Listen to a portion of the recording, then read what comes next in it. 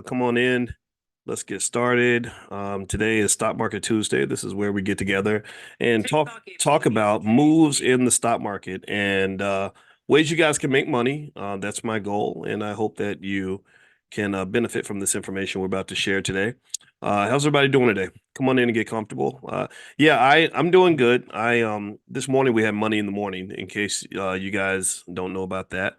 And we had a great time talking about why people overspend and emotional intelligence in spending and how that makes a difference in your economic outcomes. And in case you don't know how I sort of teach and talk about things, I like to lean on things that are research based, things that are proven to be factual and true.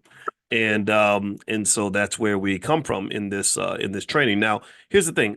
When you and I start talking, if you have a question, put your question in the Q&A section of the Zoom, and I will answer any and all questions I can possibly find. And I'm going to start with a conversation about Nvidia. How many of you know that Nvidia is releasing their earnings this week, and that's a big deal? Has anybody seen any of the talk of Nvidia? Well, Nvidia is seen as a stock that is critical in the overall market right now. If Nvidia does not release good numbers, that could really hammer tech stocks. Definitely hammer the entire market. It could rock the entire market. And what I'm going to do is kind of explain sort of why Nvidia is so important, why Nvidia is kind of the big thing right now with investing, why everybody's kind of obsessed with what Nvidia is doing economically. And before I do all that, though, I want to kind of break down some variables and information that can benefit you in terms of understanding what's going on, how all this works, and everything else. All right, so let's see. I'm looking in the chat, and I want to say hello. I see Amani. Amani's in the chat. If you have any questions about the Black Business School, anything that we have going on, you can just email support@theblackbusinessschool.com. Also, Andrea says, I own it. I own it too. El Haj, hello. James Keller, good to see you. Natasha. Now, here's the thing. The other day I said to someone, I'm not buying Nvidia stock. And now, because I said I'm not buying Nvidia stock, that does not mean I don't own Nvidia stock. Buying it and owning it are two different things. Owning it means I'm already there. I'm just holding it. I believe that that it's a worthy investment, a worthy asset in my portfolio. Buying it means I believe that at its current valuation, it's a good investment. Buying it means that I believe that stock is going to go up long term. I don't see a lot of evidence to say that stocks like Nvidia are going to keep going up. Most of the evidence that I see tells me that many of the stocks in what they call the Magnificent Seven, we're going to talk about that in a minute, are just horrifically overvalued. That this is just such a tough place to put money. Not because these are not great companies, but the thing that you want to understand about investing is that a great company does not make it a great stock. A great stock does not mean it's a great company. Those are two different measuring sticks. It's all about what you're paying relative to what you're getting. So think about it. Let me ask you all a question. Give me a yes or no. If I have a car that I want to sell to you, and let's say I tell you that it's a Mercedes Benz, it's got the shiny wood and on the dashboard and the latest technology and really nice leather seats. Do you want that car? Give me a yes or no. How many of you would like to buy that car from me? Anybody? Anybody want to buy my Benz? What do you say? Give me an answer in the chat. I'm gonna give you a second to answer.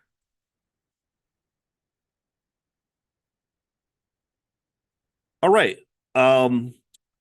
So the answer, if you answer correctly, it's really a trick question. Um, the answer is it depends, right? It shouldn't be yes or no. There is no yes or no answer to that question. Or the answer should be, well, it depends. Like, how much are you charging for this thing? How much is this car going to cost me? And so when you're talking about stock, it's the same thing. You can have the best company in the world, but if it's overpriced, it's a bad investment, period. The hard part is that you don't always know what is going to be a good investment, what's going to be a bad investment. You just don't know that. So let me give you some data to help you understand why I don't touch Nvidia. I don't buy it. I just don't buy any. I own it. I own it because I bought it super cheap because our oldest son literally said, "Hey, buy some Nvidia." And he said it in 2019 or 2018. I said, "Sure, why not?" Because I'm a consistent investor. but I did not buy it because I knew everything that's happened in the last 4 or 5 years, and nobody could predict that.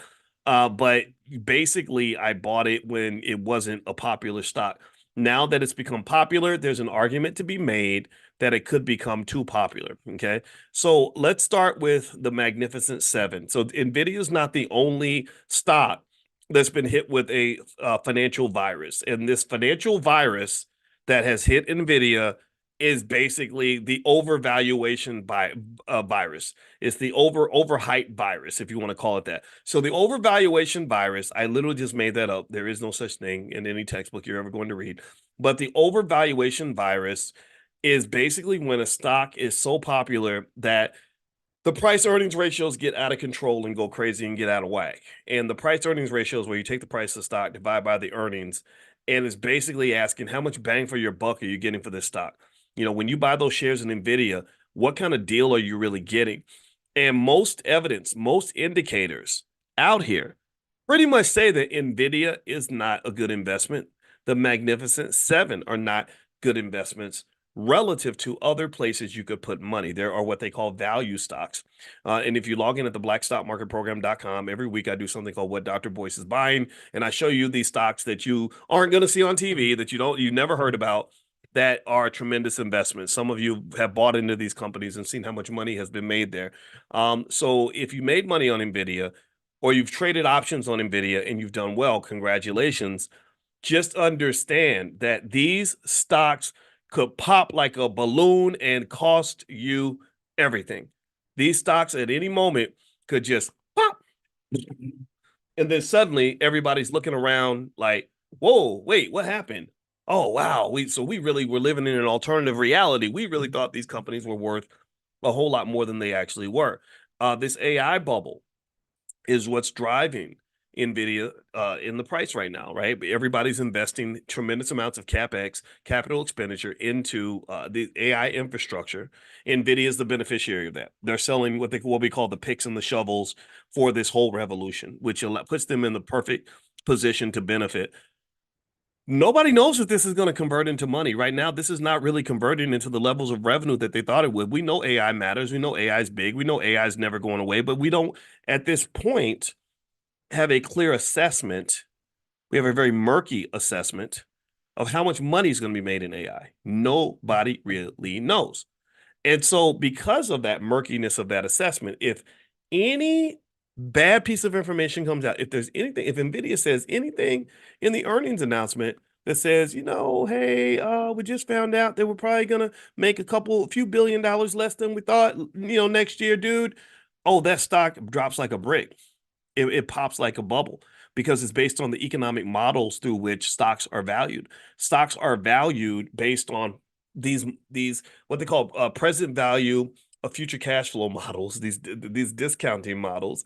And basically the way the variables are positioned, they're very prickly. So if one little parameter changes in that equation, then kaboom, your stock is pretty much flat and dead. Now, maybe I see someone's asking about AMD and even companies like Intel. Maybe those are better buys. But if Nvidia doesn't do well, then I would argue that all these stocks in this whole industry are going to get body slammed. Now, it could do well. It could have a great earnings announcement. I'm not going to say that it won't. But remember that the first 10 minutes of the game is not the same as the whole game. Or the first quarter of the game, having the lead in the first quarter does not mean that you actually won the game. So the Magnificent Seven stocks, Nvidia is one of them, are basically Apple, Microsoft, Alphabet, aka Google, Amazon, Meta, and Tesla. And these are massively just incredibly valuable companies. In fact, their combined market value is $11 trillion as of mid 2024. So this means that these seven stocks are worth more on the market than the entire market capitalization of every single publicly traded company in the UK, in Germany, and all of France combined. So take every single publicly traded company in England, Germany, and France, add them all up, and you still don't get the Magnificent Seven. In fact, the total value of the Magnificent Seven stocks is basically higher than the value of pretty much all the publicly traded companies in Europe. Also, let's see, I got some more data here. The combined market cap of the Magnificent Seven is greater than the GDP of Japan. It's greater than the gross domestic product of Germany. This is an insane level of valuation. What I need you to understand, how can I explain this? Let me explain it. All right, boys, we're gonna explain it in a way where we're all gonna get it. Okay. So that because I want y'all to see what I see. See, what you got to understand is this. I'm gonna shut my door. Y'all wait for 1 minute. I promise it'll be worth it. I gotta shut my door because my wife's outside, and if I start yelling, it's gonna disturb her and her work. So give me a second.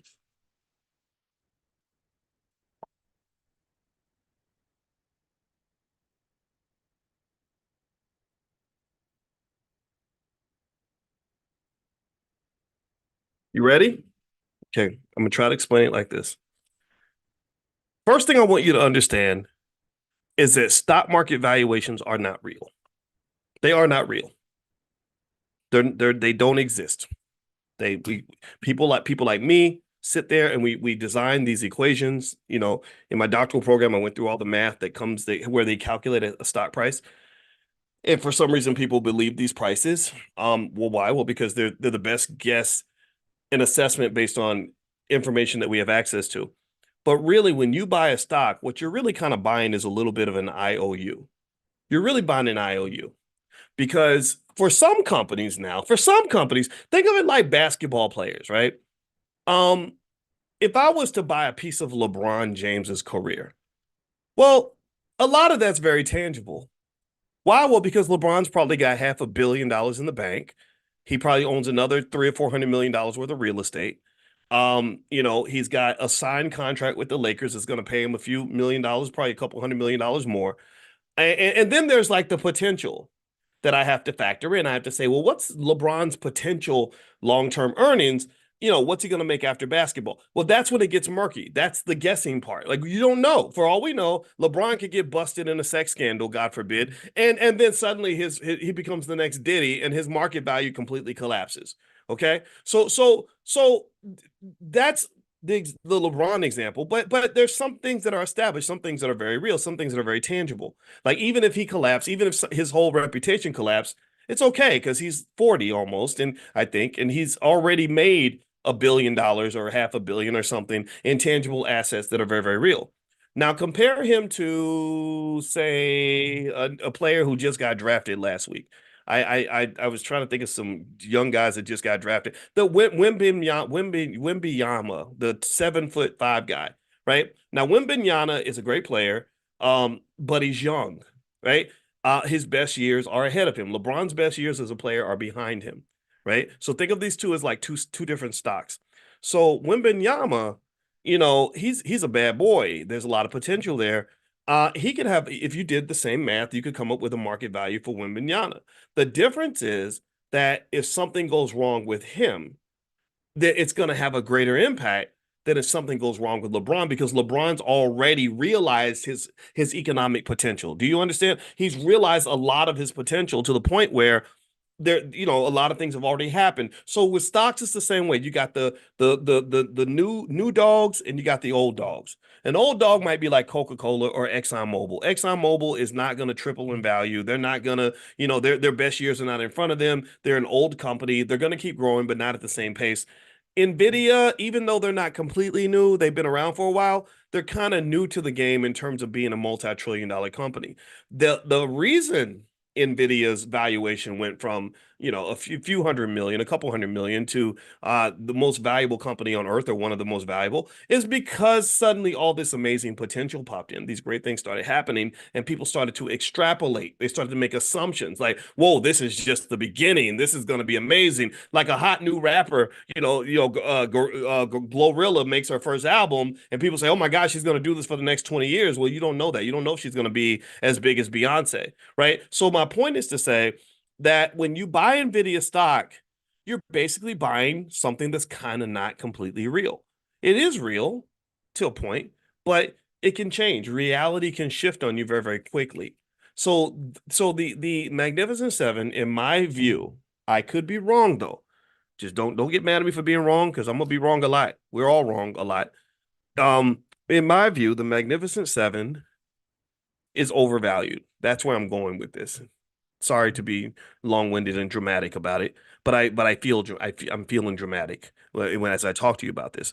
Um, I don't think that these are the best investments to make. I think that they're okay. I think that dollar cost averaging over the long haul can be beneficial. So that even if there's a collapse, if you're dollar cost averaging, meaning you're buying a certain amount every month and doing it consistently, then when the price drops, you'll be buying cheaper shares, right? But I would tell you this.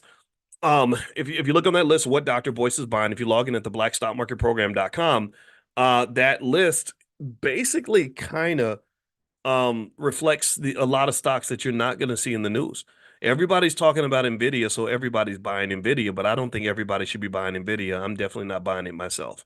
I own it, but I'm not buying it. I'm not stacking new shares in there. So let me give you some more data, some more information to kind of help you contextualize this conversation. All right. So, the Magnificent Seven, let's keep talking about that. Magnificent Seven was it Apple, Microsoft, Alphabet, Amazon, Meta, Tesla, and Nvidia. Well, significantly overvalued. They pretty much dominate the U.S. stock market. These seven stocks account for a major proportion of the S&P 500. They're more valuable than entire sectors of the economy. So they're bigger than the energy sector, the entire energy sector, the entire financial and industrial sectors. That's too much. This too much. This too much. So here's if you want some facts about Nvidia, in case you want to know, the company was founded in 1993 by Jensen Huang. Actually, three guys: Jensen Huang, Chris Malachowski, and Curtis Prim. And this is why you shouldn't give up on your dreams because you never know, you might be sitting on $1 trillion idea. In 1999, they launched something called GeForce 256, the world's first GPU.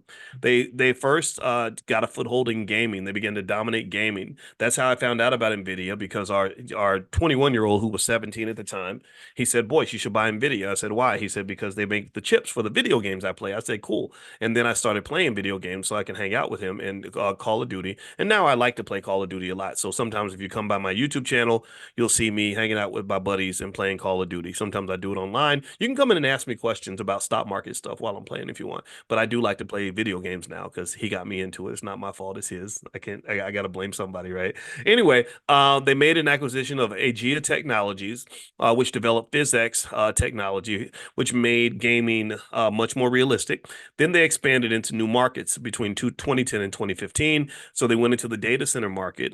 They began to sort of leverage their GPU stuff at that point. And by 2015, NVIDIA's data center revenue was around 300 million, which is crazy because that's a tiny number compared to the major numbers that they're making now. They also dug deep into AI and deep learning, which was critical in the video gaming industry. So that kind of became the backbone for AI research and deep learning that Google and Facebook were doing. So I don't think they knew that this was what the future held, but this is what they did. So they became leaders in AI between 2016 and 2020. They expanded into autonomous vehicles, self-driving technology, and then they made some other acquisitions like Mellanox Technologies, which they bought for 6.9 billion. So they started getting really big, and then they became a massive economic powerhouse around 2020. The pandemic changed the fortunes of a lot of big companies. And so they started to grow because two major things were happening. Number one, gaming was exploding because if you remember, in the pandemic, all of a sudden everybody was locked in the house. So gaming just kind of went crazy. Sports betting became kind of a thing during the pandemic because the casinos are like, damn, we're not making money anymore. So let's allow people to ruin their lives electronically and become gambling addicts, which that is now becoming, that's a significant problem. Just so you know, my wife's a therapist. Therapists are now having their offices filled with people that have these gambling addictions. And I want to just public service announcement. I want to warn you, be cautious with that because that has destroyed a lot of people's economics to the point where you get a financial STD that you can't get rid of. Expansion, then they went into the metaverse, stuff like that. And so here's how they make their money. They make a lot of their money from selling GPUs to gamers. They still do that. They have data centers. They have a lot of things related to cloud computing, AI, stuff like that. They do professional visualization. So they have GPUs for design, video editing, 3D rendering. They do a lot of automotive technology for self-driving cars and AI systems. And they still do things in the omniverse and AI where they're creating virtual worlds and metaverse stuff and stuff like that. And I'm going to tell you, metaverse metaverse, I believe Zuckerberg has it right by digging into the metaverse. I think the metaverse is once they make the metaverse accessible to everyone, once they create an easy on-ramp and get everybody to sort of stop being afraid of it and to try it out, it's going to be off the chain. I really believe that. In fact, just I get to proudly brag that this morning I play golf in the metaverse every day. I gave up golf. I took a golf class in college and I loved it. And like when I was 22, because I was 22, I thought I'd maybe even become a professional golfer, but it takes so much time, right? You know, you go play golf. It takes hours and hours and lots of money. So I stopped playing for a long time. Well, I got a hold of this Metaverse game. My wife got me a MetaQuest. She probably regrets it because I like it a lot. Not more than her, but I do like it. And I started playing this game called Golf X. I think that's what it's called. Or maybe it's just called Golf Plus. Golf Plus. So I play Golf Plus, and they have these tournaments with thousands of people from around the world. And it's so realistic. You get in there, you put your headset on, you hear the birds chirping, you're playing at Pebble Beach, the water's splashing up onto the shore. You swing the club, it feels like a swing. Like if you twist wrong, you'll slice the ball like you're doing it with. It's very real. So I meet my friends in the virtual golf world, and we play virtual golf. And just today, I'm very proud. I played in a big tournament and I got third place. How about that? 6 under par. The winner got 8 under par. So I'm getting better. But anyway, the point of the matter is to say that I think metaverse stuff is going to blend with AI and everything else that's happening. It is going to be a kind of an explosion. And so I would argue that it behooves you to pay attention to these technologies and not just one thing you don't want to do is be anti stuff like that. Like you don't want to say, oh, I don't mess with that, or oh, I don't want to touch that, or oh, I hate AI. AI, it don't matter if you hate AI or not. AI is here. You can hate on AI if you want, but if you hate on something that with that much power, you'll just be sitting outside like a little hater, you know, and you won't be able to be successful in this new economy. AI is changing everything, but then the metaverse stuff will kind of blend with that, and then you're going to kind of have this mishmash of a world that where in 20 years, but none of us knows what the world is going to look like. This is why betting on individual companies to dominate this new world is not the best strategy. The best strategy is to have a diversified approach, shotgun approach, and you invest in industries, not individual stocks. Industries, not individual, because 20 years ago, nobody 20 years ago could predict with any sort of accuracy which companies would be dominant today. If you go back, I think I made a list. Let me hold on. Let me see. If you looked up the biggest companies in America in the year 2000 by market cap, here's the list that you would get. Now, let's do this test. I want you to tell me if these companies are still the biggest around. Now, one of them was predictable, Microsoft, right? That's pretty good. Microsoft was big balling. General Electric, Cisco Systems, Intel's getting its ass kicked by Nvidia. They're struggling. ExxonMobil, okay, they're still popping. Pfizer, they're still doing good, especially the pandemic. That pandemic thing was a big money grab for a lot of people. Citigroup, they're still around. Walmart, which has gotten bigger. AOL, anybody remember? You've got mail. And IBM. Those are the 10 biggest companies in the world. Now, if you were to go to let's go back a little further. Let's look at 1990. What were the biggest companies by market cap in 1990? I want to kind of give you a sense of how the world changes. So in 1990, number one was IBM, biggest company on the planet. So IBM back then was what Apple is today. Exxon, General Electric, AT&T, Philip Morris. They're selling lots of cigarettes. Royal Dutch Shell, Mobil. I guess gasoline and cigarettes were big. Coca-Cola, Merck, and Chevron. Okay. Now, if we were to go to, let's do 2023. That way we can make sure that we get it's kind of recent data, not this year. Okay, Apple, Microsoft, Alphabet, Amazon, Nvidia, Tesla, Berkshire Hathaway, Meta, Exxon, and United Health Group. The only company I recognize that's in the top 10 now that was in the top 10 back then are Microsoft and ExxonMobil. Those are the only two that kind of seem to survive. A lot of the others, Apple was much smaller back then.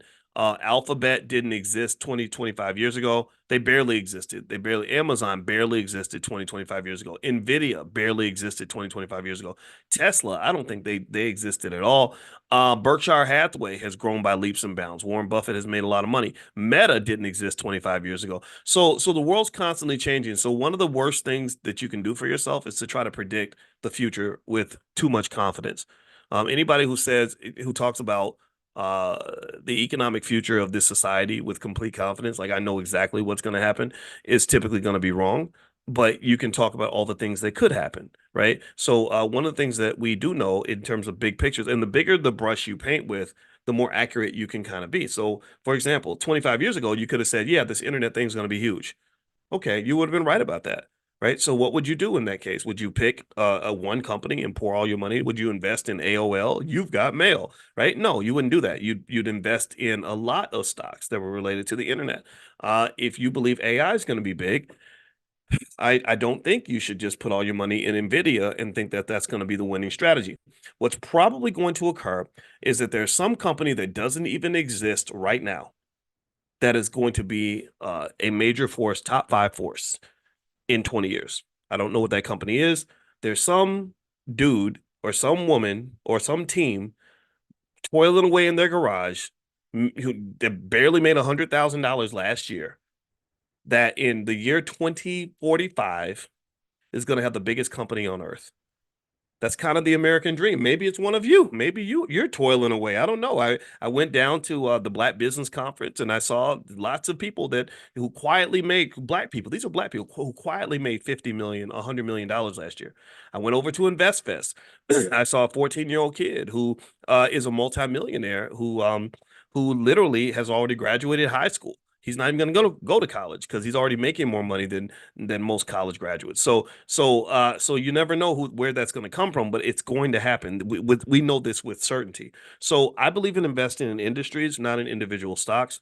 I think that if you were to pick AI, and actually, if you want to know which AI stocks that I like, I can text that to you. Just text the word money to the number 87948, and I have a list of AI stocks I can send you. So just text the word money to the number 87948, and I'll send you that, and I'll also send you a training I have called How to Make Money Without Working, which it really is how to make money without working. It does actually work, which because you don't have to work, the money works for you, and I can show you. It's very straightforward. All right, so anyway, let me answer a few of your questions here.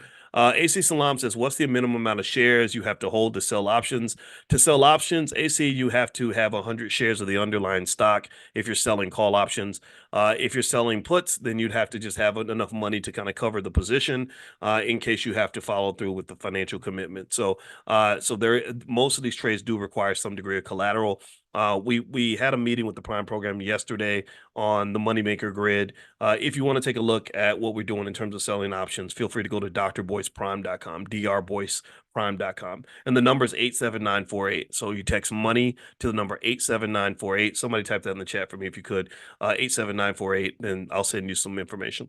And a lot of this stuff is free. A lot of stuff we have in the Black Business School is free. There's some stuff that isn't free, but my goal is to really connect with you and support you in any way that I can. And then if you can support us too, so we can grow our institution, that would be great. Because we don't, there's a lot of things we don't do. We don't collaborate with big corporations or the government. And I'm not gonna be working with people like 50 Cent and stuff. Like, no, shout out to InvestFest. I love them, but I probably couldn't work with 50 Cent. I kind of think he's a little immature, to be honest with you. I don't hate him though. I like him.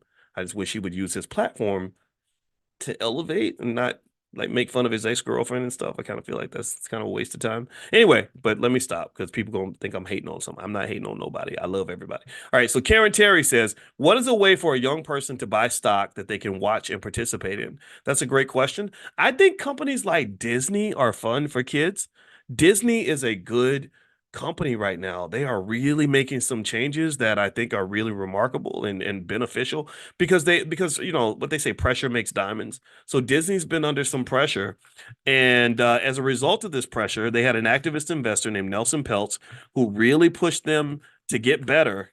He pretty much said he did what he really exercised what I consider to be a beautiful form of economic democracy that does exist in our ugly capitalist society, but it's not completely ugly in the sense that, you know, what happens is shareholders are voters in the company, and the more shares you have, the more votes you have. So they had an activist investor named Nelson Peltz who pointed out something that was very clear and obvious. He said, "You are destroying shareholder value.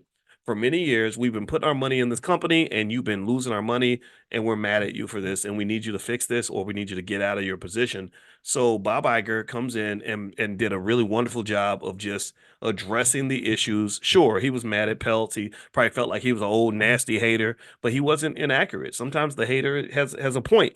And so as a result of this, Disney started making some changes, and this summer they had a great summer. I was down on Disney stock, a few months ago. I was like, Lord, whatever they're doing is terrible right now because they have these problems. Like their board gets really entrenched, and they get a lot of yes people on the board. They had that issue with when Michael Eisner was there, but shoot, they lit a fire under them this year or this summer. They dominated the movie industry. They put out a couple movies. What was the one? The one about everybody's feelings. I forgot what it's called, but where your emotions are like actual people or something. I don't forget what it's called. And then they did the one with Deadpool and Wolverine. That movie came out to dominate. I actually, just as a side note with Disney, I did see where the Blade movie was supposed to come out, and they've been working on it for 5 years. And Inside Out, thank you. I forgot what it was called. I wanted to see it. Our kids went to go see it. I didn't see it yet. But yeah, they were gonna do a new Blade movie because a lot of people don't know that Blade. Shout out to Wesley Snipes, who is a big fan of Dr. Claude Anderson, by the way. So let's just get clapped for that.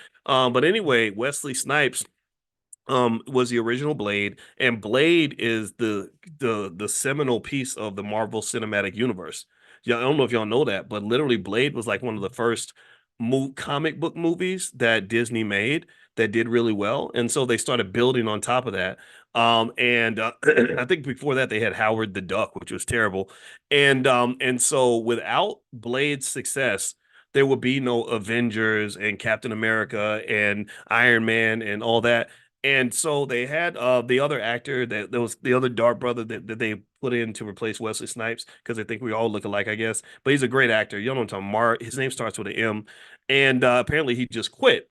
And then I saw Ryan Reynolds said something that I thought was really cool. Ryan Reynolds, who plays Deadpool, was basically saying, I think Wesley Snipes should come back. And I was like, that would be the coolest thing ever. I don't know if Wesley's hard to work with. I've never worked with him, but man, I would love to see Wesley Snipes in a Marvel film. How about y'all? I think that would be the coolest thing ever. So anyway, these are some of the things going on with Disney. But if you were to look at the stock, year to date, I wouldn't say it's been like a high performer, but it's at least broken even. It started the year kind of doing really badly. The last few months, it's done horribly. The last few, let's see, since this month, it's done pretty well. This month, it's gone up from about 85 to 91. The last year, though, the investors got an 8% return, which is solid. The last 5 years, though, they've had a negative 33% return. So Disney is still struggling, but they're doing better than they were doing before. And they also thought that they could just come into the streaming business and dominate because they're Disney. And what they underestimated is the power of Netflix. They underestimated how good Netflix is at understanding the algorithm and how what you're going to watch next and all this other stuff. All right. So anyway, let me read another question here. What do you think about Starbucks and OXY? Okay. Okay, OXY. How about we talk about Starbucks? Let's do one stock at a time. And then if you have another question later, maybe we can look at another one. Starbucks is a company that is probably a little overpriced right now, but it's gotten better. It's a better company because it's is it Mahar Mahershala Ali? Mahershala Ali? Don't ask. I'm gonna mess his name up. I like him though. He's a good actor. But Starbucks was struggling. They had a lot of problems in terms of just customers waiting too long, prices were too high. The customer experience had been kind of eroded because they sort of went from this space where they wanted you to come in, enjoy your coffee, and have a really good experience to something where it's like, here, just take your coffee and get the hell out. And so they were just, understaffed, always crowded. People were walking away, not wanting to come in anymore, and so they were losing money because of that. My wife and I bought a house in Atlanta, and and I was really happy at first because there was a Starbucks around the corner from the house, and I remember we went to stay in the house a little bit before we rented it out to the tenant. And I loved it. I wanted to stay. I just wanted to live there, but I don't live in Atlanta, so that's not doable. But anyway, one day I did what I do the same thing I did since I was in college and grad school. I put on my backpack. I'll take, I'll get a good cup of coffee and I'll sit down and just grind it out and do work. That really good feeling. So I walk around to Starbucks and it's a Tuesday afternoon at 2 o'clock or something, and you don't even think Starbucks would be closed at that time. I got to the door and they were like, sorry, we're closed because we don't have enough staff. And I'm like, this is so ghetto. Like, since when did Starbucks get ghetto? I know I'm in Atlanta. I know that Atlanta is the only city, by the way, where you have a luxury mall where you might get shot on a bad day. Lenox Mall is a place where you might get shot across from the Gucci store, which is unique. I don't know any other city like that. So Atlanta is ghetto fab. I love you. I love Atlanta. Brilliant people, amazing people, but y'all know that it's a blend. Y'all know we're very diverse. How about that? But Starbucks it's like, are you serious right now? And the thing is that I noticed just in different Starbucks that I would go to that they were all sort of just the service had just changed. So this was a nationwide phenomenon. So their sales started to drop, their stock price was getting killed. Even their former CEO Howard Schultz, I think he might be the founder. I believe he's the founder, or either the founder or he acquired Starbucks. He bought it from somebody. And even he was criticizing the current management. So they just hired the CEO of Chipotle, which I thought was brilliant. They have to pay him more than God. I mean, this man is making a ridiculous amount of money. He's commuting 1,000 miles to work or something. Who does that? And unless you're making insane amounts of money and your private jet is nothing but a thing. And so, but they brought him in and paid him all this money mainly because they felt like he could turn this company around. And the evidence is there. He did amazing things with Chipotle during the pandemic and all that. Whether, Mexican food translates to coffee, we have yet to learn this, but we know that with Chipotle, he was one of the most effective CEOs in the world. And and I think that I'm trying to remember the details of his pay package. But it was insane. I think this guy was making somewhere around $100 million a year or something ridiculous. He's one of the highest paid, if not the highest paid CEOs in the world. His name's Brian Nickel, and his base salary was just 1.6 million, but he got a $10 million signing bonus in cash. He's also going to get $75 million in an equity grant to basically replace his Chipotle equity. Let's see, 60% will be performance based restricted stock units and 40% based on time-based restricted stock units, I guess, part based on time, part based on performance. Beginning in 2025, he's going to get annual equity awards of 23 million. He's going to earn an annual cash bonus with a target of 225% of his base, which could reach 450%. But no, there's more. There's more. There's got to be more. No. There's not. No. So his whole pay package could be 113 million. There we go. So the total, if you add everything up, it's about over $100 million. So you might say, well, why would you pay a person that much money? Let me explain why that was a good deal. Let me explain why that made perfect sense. Let me explain also why he instantly earned all his money back and then some. I want to show you the Starbucks stock price. So let me put that on the screen. And I want us to kind of look at this and I want you to tell me what you notice about this screen. So let me put this up here. All right. All right. So look at this screen right here. This is Starbucks stock price. Let's do the last year. What do you think this jump is right here? What do you think? What do you think happened right here? What do you think is special about August 13th, 2024? I'll wait.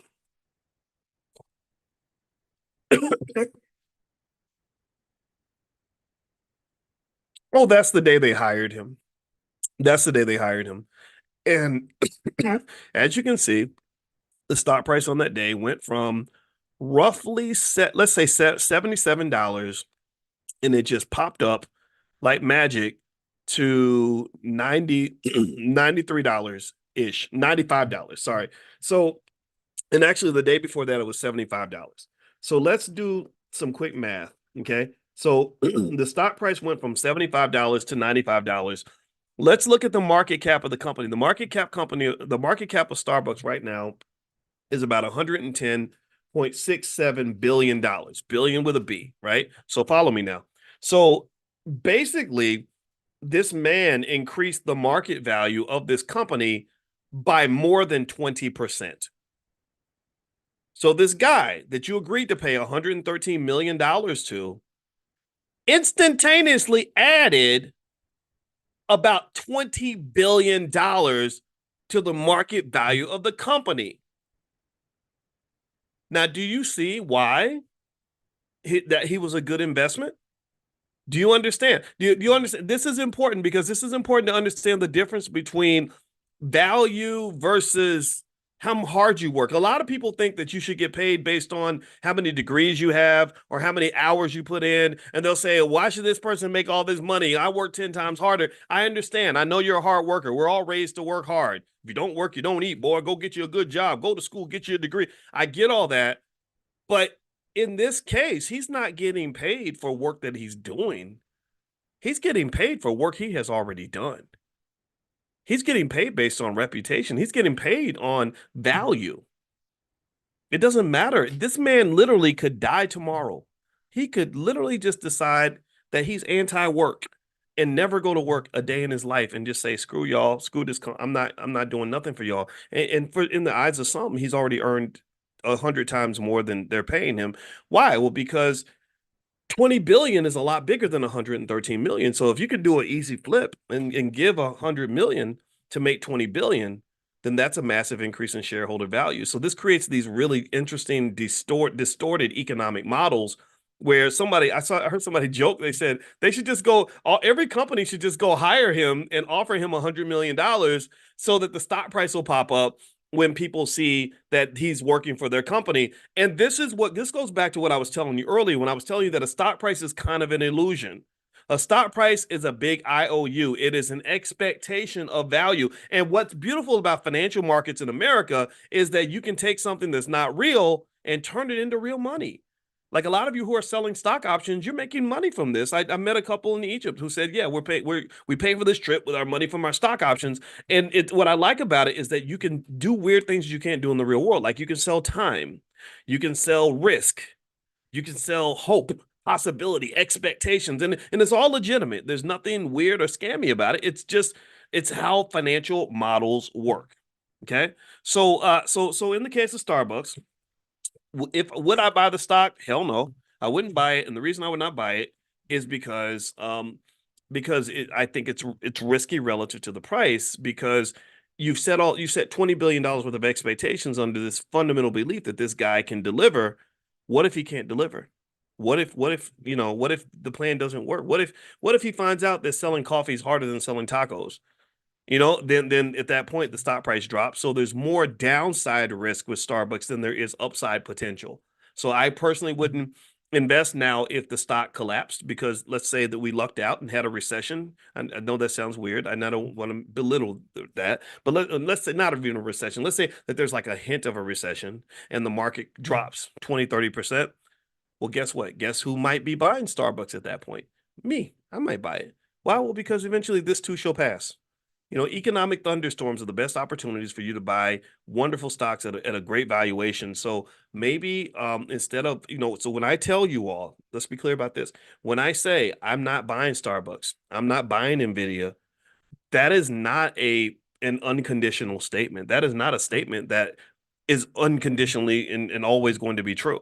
If Nvidia drops by 30%, let's say they have a bad earnings announcement and the number really drops, well, then my assessment of Nvidia is going to be completely different than what it is right now. I'm looking at the current price and I'm saying, based on the current price, I'm not interested. But hey, you drop that thing by 30%, maybe I might go for it. You back that thing up, maybe I'll be interested. Okay. All right. So let me answer a few more questions.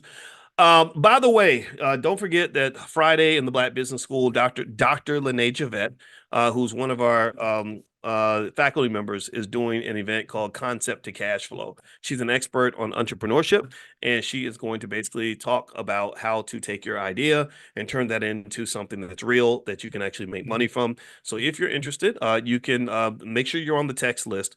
In fact, if you get on the text list, text money to 87948, and I'll send it to you that way. Some of you are already with money in the morning, stuff like that. So if you're already there, you'll get a notification as well. That's going to be Friday night, and that's totally free.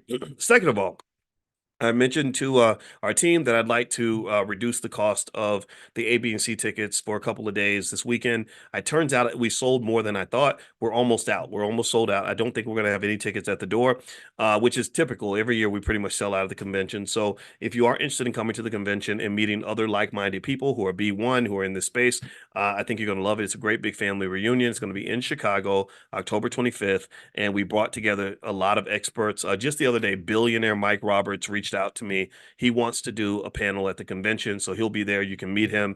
Dr. George C. Fraser, the networking guru of America. Lamar Tyler, who is the Black millionaire maker. This is a nickname I've made up for him. He does not use this nickname, and a lot of other great people. So if you believe in things like Black wealth, Black family, Black love, Black mental health, stuff like that, then you want to hear from therapists and all that who want to solve problems in our community. That's what the convention is all about, because I believe we should solve our own problems, and I believe we have the tools to do that. Lastly, last but not least, I did. Some of you are asking a lot about estate planning. So what we did is we recruited some estate planning experts, and also I put together an estate planning curriculum for those of you that want to put together your legacy and kind of get all that together, and that's going to be in the Dr. Boyce Academy. So I'll give you guys a link sometime this week where you can take a look and decide if you want to go through that material. So that'll be available to you as well. All right, so let me answer a few more questions. All right, so let's see. May you explain how the Dow Jones works? The Dow Jones is a terrible measure of stock market performance. It's literally like the weird kid in the school that smells like pee. It's not even supposed to be there. Or like when all the presidents would get together and nobody stands next to Donald Trump. And they used to do that to Jimmy Carter. He didn't deserve it. I thought Jimmy Carter was a great man. I like him a lot.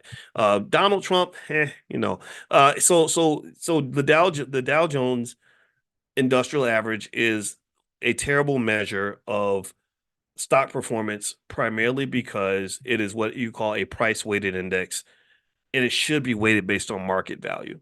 The S&P 500 is the better measure of stock market performance than the Dow. The Dow literally price weighted means that if your stock price is higher than another stock, then you're going to get a heavier weight in the index, which makes no sense at all. It makes no sense at all, because any company can pick whatever stock price they kind of want by how they slice up the pieces, right? So if I have a small pizza and someone else has a big pizza, right? And let's say that they take their pizza, they slice it into 100 pieces. So every piece is small. And I say, "Oh, I've got a bigger pizza than you. Let me show you." And I slice mine into two slices, and I say, "Look, my slices are bigger than your slices, which means my pizza is bigger than your pizza." That is stupid. That makes absolutely no sense. And so basically, the Dow Jones Industrial Average doesn't make any sense. They just mention it because it's very popular. It became very popular in the early 20th century, and it just kind of got grandfathered in. If it were the new kid on the block, people would laugh at it and say, why would you even look at something like this? It makes no sense. So there you go. That's how the Dow works. That's why the S&P, in my view, is more interesting to look at. All right. So let's see. R. McClure says, "I own Amazon, Apple, CMG. Let's see, Microsoft and Nvidia." Okay, that's good. Good. Is CMG, is that that's what's CMG? Remind me. That's not Chipotle, is it? I should know this, but I don't. Let me see. That is, oh, it is Chipotle. Okay, I thought it was Chipotle, but the G throws me off. I'm like, there's no G in Chipotle. But yeah, I think Chipotle is a great company. I think these are all great companies, right? So if these are the horses you're riding, maybe having some cash to the side and waiting for a decline might be a good move. And then sometimes there are people that like to kind of swing trade and day trade and all that. Nothing wrong with that. It's up to you to decide if you want to do that kind of thing. I think as far as long-term investing goes, I'm more of a believer in value stocks. So if you were to log in at theblackstockmarketprogram.com and look under what Dr. Boyce is buying, you're going to find a lot of value stocks, because typically the best investments in many cases are not the companies that everybody's talking about, but the best investments tend to be companies that nobody's talking about. And then when people do start talking about them because maybe they have a big earnings surprise or something like that, then suddenly next thing you know, this stock goes from 20 to 50 or something. Let's see. Considering selling and buying ETFs that hold Magnificent Seven stocks, I think that's fine. I would say, given that you own all those other companies, this is not investing advice, but I would consider spreading out a little bit. I would not go deeper into the Magnificent Seven. Like when I say I'm not buying Nvidia, remember that doesn't mean I don't like Nvidia. I own Nvidia. I'm an investor in Nvidia. I'm business partners with Jensen Huang, basically, but I'm not buying more of that stock because I think the price is not a good price. Maybe if I did want to buy it, I'd put some money aside and buy some puts to prepare for the inevitable collapse of that stock. If this AI information is not on point, it has to be perfect. It's like a basketball game where the star player has to score at least 35 points to have a good game. If he scores 29 points, they're not going to say, "Oh, he's still a great player." No, they're going to say he sucks or this was bad or he lost the game, right? So that's kind of where the expectations have gotten, and it's very hard to exceed high expectations. The odds that you're going to come short of high expectations are much higher than the odds that you're going to exceed high expectations. Sometimes it happens though. Tiger Woods had very high expectations when he first got into golf. Anybody remember that? Anybody remember when Tiger Woods was just a bad boy? But now he's kind of like this tired old man. Tiger Woods officially got old in 2009 when his wife hit him in the face with a golf club because she caught him cheating. They didn't say that publicly, but I believe his wife like attacked him. That's why he wasn't in the public eye for a while. And anyway, Tiger Woods used to go into tournaments with 150 white boys, and he was the only black guy. And everyone would expect him to win, like to beat 149 other people every time he played. So when Tiger would win, they'd say Tiger won. And then when he got second or third, they wouldn't say, "Oh, Tiger got a top 10. That's amazing." No, they would say, "Oh, Tiger lost." And so the expectations on him were insane, but he met those expectations, man. I mean, he broke golf records that were 250 years old. This I'm telling you, the politics are not all that to the side. One of the most extraordinary athletes I ever saw, Tiger Woods. Tiger and Simone Biles too. Simone, I always wondered if Simone could dunk, but then I found out she was 4'8", and I don't think she can. But if she was like 5'5", she probably could. Anyway, let me keep going. All right, so let's see. I own several shares of Magnificent Seven stocks, considering selling them and buying ETFs. Oh, okay. So you're thinking about, well, I think that that's perfectly fine. Either approach is fine. I like ETFs a lot. If you go to blackwealthmasterplan.com, that's where the $5 a day plan is.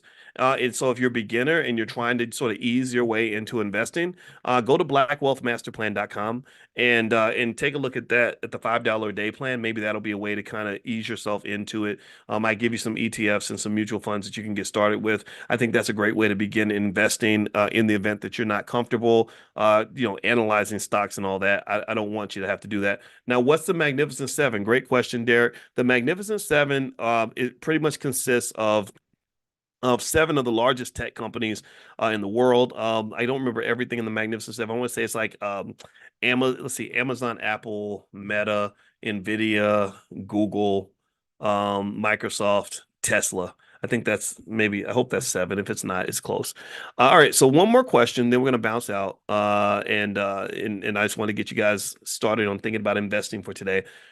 What are your thoughts on the REIT GNL Global Net Lease? Okay, so what I'll do with that is rather than giving an assessment on the individual asset, what I'll say is when it comes to REITs, in my opinion, I'm a believer in funds or REITs that are connected to established entities like maybe Vanguard, stuff like that.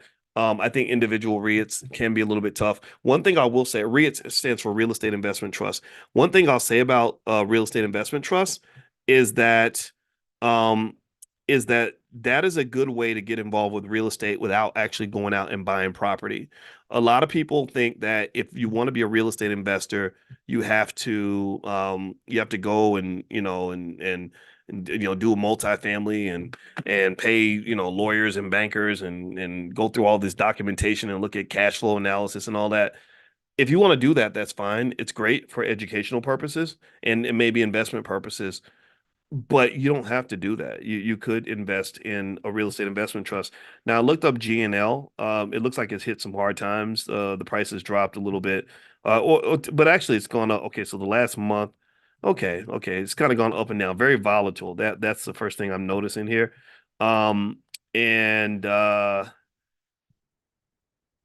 Sure. I mean, they're involved in real estate investment, acquiring diversified portfolio, global and portfolio of commercial properties. Okay, that's pretty ambiguous. Not much being said there. I would say that if you're gonna do real estate and do REITs, if you look on in say Robinhood, they'll tell you not just about the company, but they'll give you related lists of assets that are similar to that thing you're looking at. So there's a little button here that says real estate. So if I hit real estate, they've got a lot of other real estate investment companies in here that I can also take a look at, like Extra Space Storage and Equity Residential and Invitation Homes and stuff like that. There is so much stuff out here to invest in, so much stuff. And the biggest thing I believe personally, this is my personal opinion, is especially if you're a new investor, is I would start with the safe neighborhoods. I see people that'll go buy a penny stock that their cousin recommended. And I think that's a good way to lose all your money, especially if you put all your money in one or two stocks. I think just consistently buying a piece of the American economy and aiming for the S&P 500, I don't feel like you can go wrong with that. And just remaining consistent. That's really the most important part. So the biggest rules of investing that will make you successful and wealthy, which you're going to be, is to one, make sure you're in the game. Number two, because remember, you can't budget your way to wealth. You can't save your way to wealth. You can't work your way to wealth. You have to invest. Second piece is to be consistent about it. Be very consistent. In fact, let me show you something here. Okay, so if I was interested in investing in real estate, let's say I look up, I could type, or I could go into my Robinhood, look up REITs. I see, and I want to be a real estate investor now. I want to be a real estate mogul, right? So here's what I'm going to do. I see a Schwab US REIT ETF. So this is run by Schwab. Schwab has a great reputation. They're not going to go and do something crazy with my money. They give me the top 10 holdings, companies like Prologis, American Tower, Welltower, Equinix, Simon Property Group, Public Storage, etc. It's not exciting. I can look at the last 3 months, the last year, year to date, the last 5 years, what it's done, and they're like, okay, great. It's Schwab. It's a Schwab real estate investment fund. The ticker symbol is SCHH. SCHH. I'm not giving investment advice right now. I'm just giving you kind of a demo of how the decision can be made simple and you don't have to overthink it. You're talking to a guy who has a PhD in this stuff. That I've gone through all the theories. I've read thousands of research papers on this. It can be this simple and you could still be okay. If you did something this simple once a week, once a month, your family is gonna be good. It's gonna be good. So I go into my E-Trade. Let me go into my E-Trade. Okay. So I'm going to E-Trade right now and I'm going to make my family proud and be able to go tell my kids that we now own a percentage of the real estate market. We are now bigger real estate investors than we were before because we're going to go buy this SCHH. So I'm opening up my E-Trade account and I'm taking that ticker symbol SCHH and I am typing it in SCHH and it's pulling it up for me. Every single type of account you might have, every single app you use is going to let you do the same thing. I'm typing in the ticker just like I'm at the grocery store. Okay, the price is 22.45.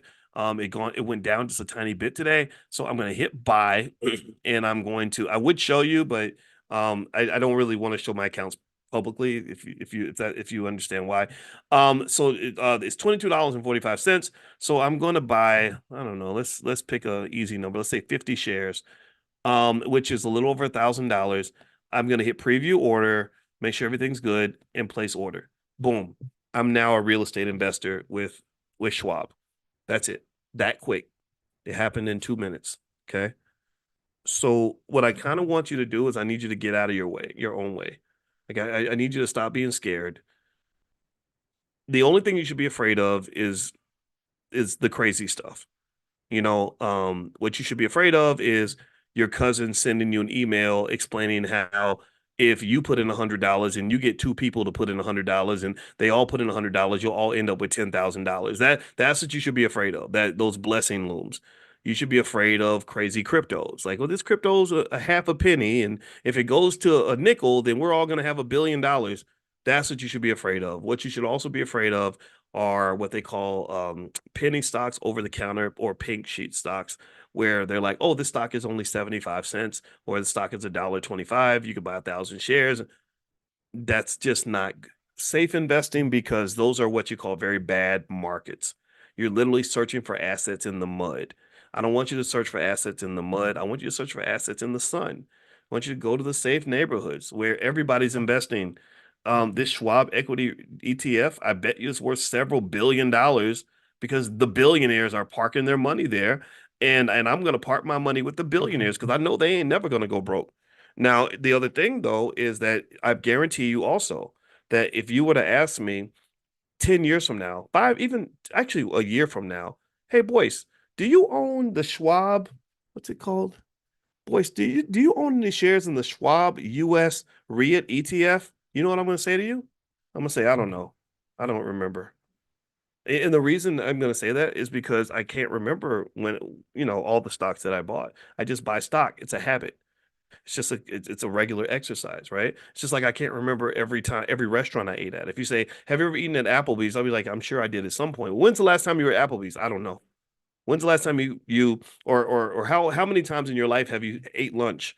I have no idea. Do you understand? Because eating lunch is not a big deal. Now I can remember maybe the time I went to Nigeria because I did that once, right? But I think investing should be something that you do so regularly that you don't remember all the times you bought stock. I think this is what makes it easy. It's simple. It makes it fun. You can kind of look, and when the market does well, you can look at your portfolio and see extra money in your family. It can generate a sense of pride. Telling your family we're business owners. Like you ever want to do a little trick with a teen with one of your kids because kids don't listen. My kids don't listen either. With one of our teenage kids, she's now 17. I think at the time she was 12 or 13 or something. And we went to Starbucks and I said, hey, let me show you a trick.